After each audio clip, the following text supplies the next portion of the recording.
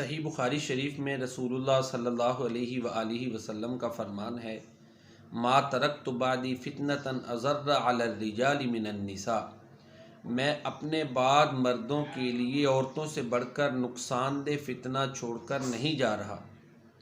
تو عورت جو ہے وہ مرد کے لیے بہت بڑا بلکہ سب سے زیادہ نقصان دہ فتنہ ہے۔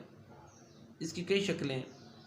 اب برِ صغیر میں دیکھیں تو ہمارے ہاں بچیوں کے حوالے سے بہت بڑی آزمائش ہے۔ وراثت میں ان کو حصہ نہیں زیادہ تر لوگ دیتے۔ پھر بچوں اور بچیوں میں بیلنس کرنا، یہ ایک بہت بڑی پرابلم ہے۔ اس کے بعد جیسے ہی بچیوں کے رشتوں کے معاملات ہوتے ہیں، پھر ایک بہت بڑی آزمائش ہو جاتی ہے۔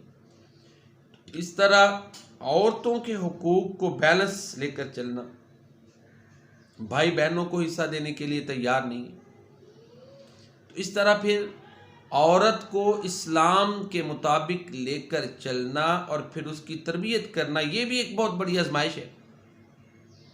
پھر اسی طرح اقبال نے کہا نا، میں بھی مظلومی نسواں سے ہوں غمناک بہت، نہیں ممکن مگر اس نقطۂ مشکل کی کشود۔ دوسری اقوام سے جب تقابل کیا جاتا ہے تو پھر افراط و تفریط کے حوالے سے بہت سی باتیں ہوتی ہیں۔ زیادہ تر اسلام کے خلاف جب پروپیگنڈا ہوتا ہے تو عورت کی مظلومیت کے حوالے سے ہوتا ہے۔ اس حوالے سے پھر آپ دیکھیں نئی نئی تحریکیں اور نئی نئی آزمائشیں جنم لیتی ہیں۔ تو بہرحال فتنے بہت سے ہیں، ان میں سے ایک سخت ترین فتنہ، مشکل ترین فتنہ مرد کے لیے عورت ہے، اور پھر عظمت بھی بہت ہے نا۔ اگر یہ مشکل ترین عمل ہے، اس کو بیلنس لے کر چلنا، فضیلت بھی بڑی ہے۔ آپ نے فرمایا جو 2 بیٹیوں کو پالتا ہے اللہ کی رضا کے لیے، وہ میرے ساتھ جنت میں ایسے ہوگا جیسے یہ 2 انگلیاں ہیں۔ کتنی فضیلت ہے، بیٹے پہ نہیں ہے۔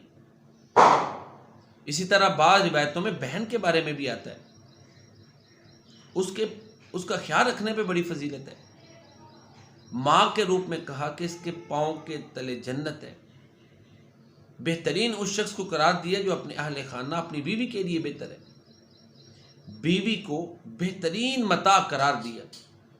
تو ظاہر ہے جہاں عورت کے حوالے سے اسلام کے مطابق جب اس کے ساتھ ٹریٹ کریں گے، سلوک کریں گے، تو جہاں عظمتیں ہیں وہاں جیسے ہی انسان ڈی ٹریک ہوگا تو سب سے بڑی آزمائش اور فتنہ بھی عورت کو قرار دیا گیا ہے۔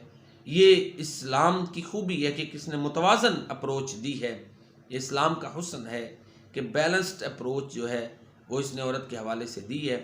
پھر اس لحاظ سے بھی یہ نقصان دہ اور عظیم ترین فتنہ ہے کہ حقوق کے معاملے میں چونکہ عورت کمزور ہے، تو اللہ کی رضا کے لیے بڑے معاملات ایسے ہوتے ہیں کہ انسان حقوق کی ادائیگی کرتا ہے، اللہ کے علاوہ کوئی اس کو دیکھ نہیں رہا ہوتا۔ تو بہرحال اس لیے بھی یہ فتنہ ہے کہ کمزور کو اس کا حق اللہ کی رضا کے لیے دیا جائے، تقاضا اس طرح نہیں کر سکتی۔ تو اس نبی کریم صلی اللہ علیہ وسلم کا یہ فرمان، ما ترکت بعدی فتنة اضر علی الرجال من النساء، میں اپنے بعد مردوں کے لیے عورتوں سے بڑھ کر نقصان دہ فتنہ نہیں چھوڑ کر جا رہا۔ اس حوالے سے بھی فتنہ ہے کہ بیوی یہ جب ڈیمانڈیں کرے گی، پھر بندہ حلال اور حرام کا جو ہے وہ امتیاز نہیں کرے گا۔ اور آپ دیکھ لیں زیادہ تر بندہ اس چیز میں اپنی بیوی اور اولاد کے لیے جو ہے نا، وہ حلال حرام کی تمیز کو انسان چھوڑ دیتا ہے۔ تو اس حوالے سے مال اور اولاد فتنہ ہے۔ ان من ازواجکم اولادکم عدو لکم، قرآن کی آیت ہے۔ قرآن کی آیت ہے کہ بے شک تمہاری بعض بیویاں اور تمہاری بعض اولادیں تمہاری دشمن ہیں۔ تو اس طرح کہ جب بندہ حلال حرام کی تمیز ان کے لیے چھوڑ دے گا تو ظاہر ہے پھر یہ دشمنی ہے کہ اس کی آخرت کو تباہ کرے گی۔